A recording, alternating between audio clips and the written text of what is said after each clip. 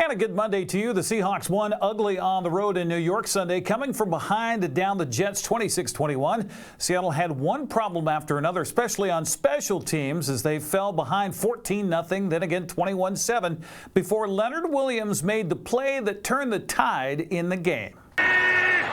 Seahawks load the line and bring pressure. Rodgers has it picked off by Leonard Williams. Just the second interception of the Big Cat's career. And is he going to take it to the house? His old house. He sure is. A pick six. And he flips the game on a huge play. Seattle's defense held Aaron Rodgers to 189 yards passing as the Seahawks improved to 7-5 on the season. Arizona couldn't hold a lead in Minnesota, falling to the Vikings 23-22. The Rams improved to 6-6 with a 21-14 win over New Orleans. Buffalo used a blizzard and great quarterbacking to beat the 49ers last night 35-10. Well, the Ducks handled the Dogs while Washington State couged it once again in college football Saturday. Dylan Gabriel threw for 2 touchdowns, ran for another's number 1 Oregon manhandled Washington 49-21 in Eugene. Washington State squandered a 14-6 halftime lead, allowing Wyoming all the way back as Evan Svoboda threw an 18-yard touchdown pass to John Michael Gillenborg. I know household names, right? With 24 seconds left to lift the Cowboys over the Cougars 15-14. Washington State has now lost 3 straight. Seattle Kraken got off to a slow start Saturday on home ice and fell to visiting San Jose 4-2. Sharks bit first, scoring the game's first 4 goals before Seattle finally got off the ice, getting goals from Schwartz and McCann. Seattle heads for Carolina Wednesday to face the Hurricanes at 4 o'clock. That's on Kong TV. Royal is one step closer to winning its 5th straight state football championship after a 44-7 win over Cashmere on Saturday. Lance Allred didn't start the game so well as he, on the first play, scrambled, threw downfield, and was picked off by Cashmere. Bulldogs couldn't do anything with the football, however, as the Royal Knights would score the game's first touchdown. Lance Allred would fire to the right side, and crossing over the middle was his receiver for the touchdown. 7-0 at that point, but Cashmere would answer back. The Bulldogs get a long pass play here on a 3rd and long as Rylan Hatmaker would find his favorite target. Logan Spees comes down with the football.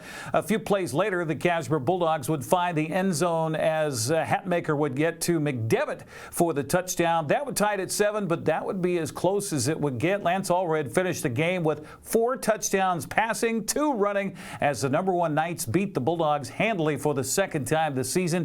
The game didn't start so well, as we talked about, for Lance Allred, but it certainly finished well for the Knights as they'll move on. They'll face Seton Catholic in Friday's championship after Seton Catholic beat Montecito 35-14. The 1A title will kick off at Husky Stadium Friday at 3 in the afternoon. Okanogan will go for back-to-back state 2B titles after beating Freeman Saturday in the Apple Bowl 36-26. The Bulldogs will face Napavine for the state title game Saturday at 11 a.m. after the Tigers upset number 2 Asotin 23-8. Elmira Cooley Heartland's run to the state 1B championship came to a halt Saturday in Richland, where they fell to Liberty Christian 36-28. Wilbur Creston Keller cruised to the title game with a 52-28 win over Nacelle. The 1A title, make that the 1B title, kicks off Friday in Husky Stadium. That'll be at 11 o'clock in the morning.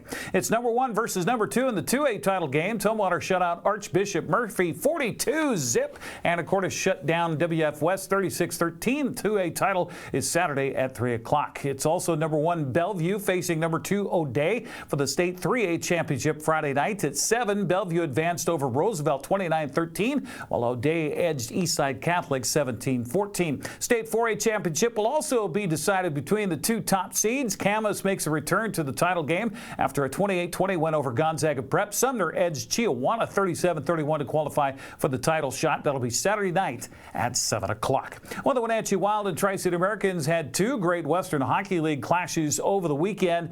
Wenatchee scored late in the 3rd Friday night at home to push a game into overtime, tied at 3. Game finally came down to a shootout. AMS would win it 4-3. Wenatchee spotted the AMS a goal on Saturday in Kennewick before storming back for a 5-2 win. Highlights courtesy of the Tri-City Americans. Current tried to drop it off. That was stolen away. Wenatchee the other way with numbers. Cooper drop past McHaggerty. He'll drop it back again. Andreessen scores Defenseman Reed Andreessen ties the game. 6 minutes into period number 2. It's 1-1. Yeah, Andreessen really read that play well. He saw he could be the high guy. Pass ahead by Wenatchee, hit a stanchion, deflects ahead, Wild over the line, onside, Friesen floats it to the goal, and it goes in. It hit Kenta Isogai on the way and changed direction. 31 seconds into the third, Wenatchee takes a 2-1 lead. Yeah. Maddox McCaggerty leaves on the corner. Americans get it to the line, but they couldn't clear. Pass across now, left dot, Friesen looks and then fires, and it goes through the pads of Mateka and in. 12 straight games with a power play goal for Wenatchee, and they've got a 3-1 lead. Martin in the right wing corner, looks to center, Paveo couldn't find it, loose in front, Anisimowicz scores!